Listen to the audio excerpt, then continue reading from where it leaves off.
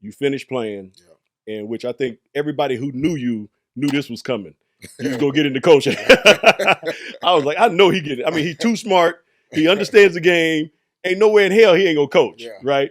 And you get your first coaching job with the Knicks. Tell us about that experience. Oh man, I was so obsessed with playing and winning, even though, like you said, like coaching was a natural transition.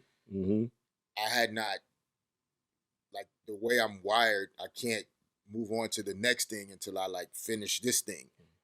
So I didn't really like see myself coaching until I got hired as a coach, because I was still, at that time, I was still, I just finished the season in Oklahoma City. Right. And, those teams with Durant and Westbrook, when I first got there, Harden was there.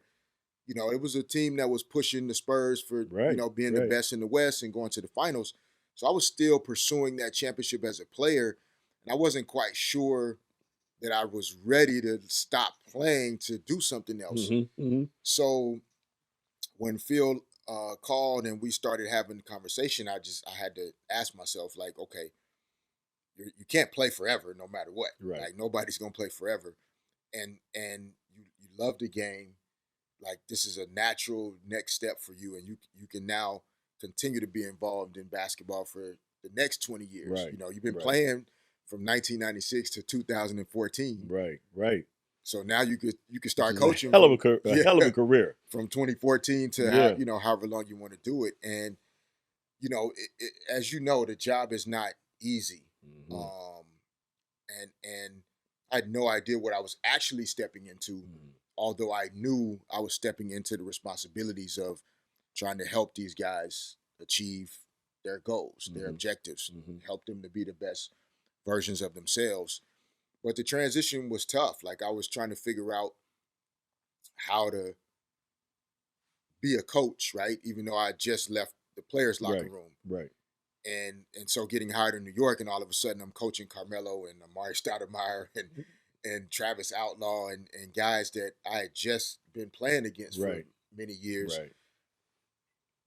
I was trying to figure out how to separate myself in some ways as like I'm your coach, but also it's so important to have a strong relationship and bond with your players. But that's not necessarily the way we grew up playing the game. No, coaches didn't have no warm and fuzzy like that. Not at all. You know what I mean? Do what I say. That's basically it. So I really went through this weird kind of transition of trying to figure out, okay, you just started coaching, you just finished playing, you want Melo and the guys to respect you, so you have to kind of start to establish some boundaries. Right.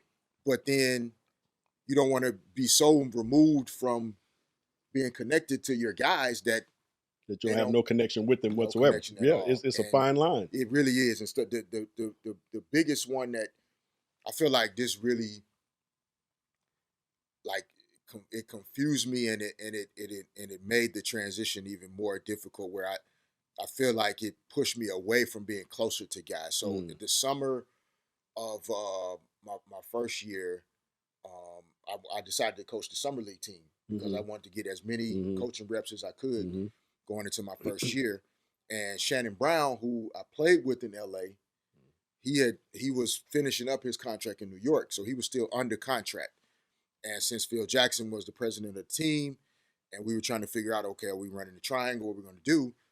We wanted to have Shannon be involved in summer league practices and workouts to help other guys learn the triangle because he had played in it before.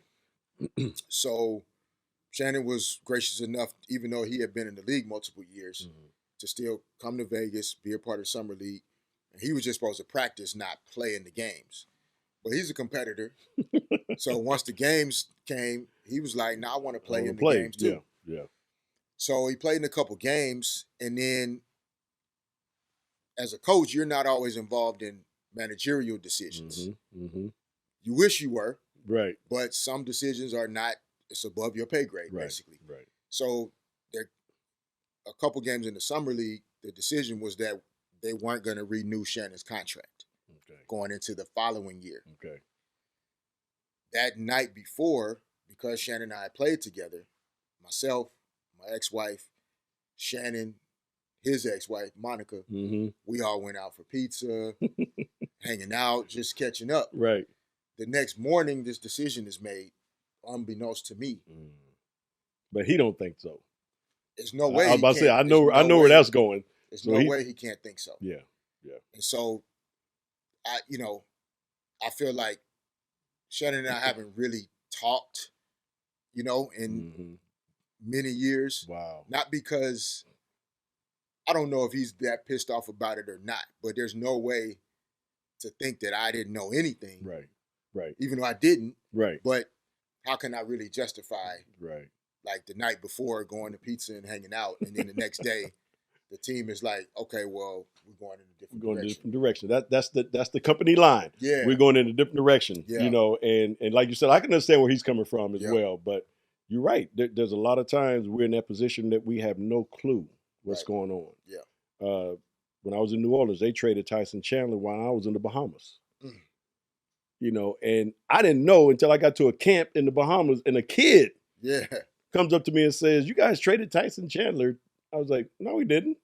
He said, "Yeah, you did. You traded him to Oklahoma." I was like, "What?" So I had to get on the phone. Right. "Oh yeah, I was just gonna call you and let you know." Wow. I was like, "Wow." So I understand exactly what you're talking about and what you went through as a coach. Yeah. You know what I'm saying?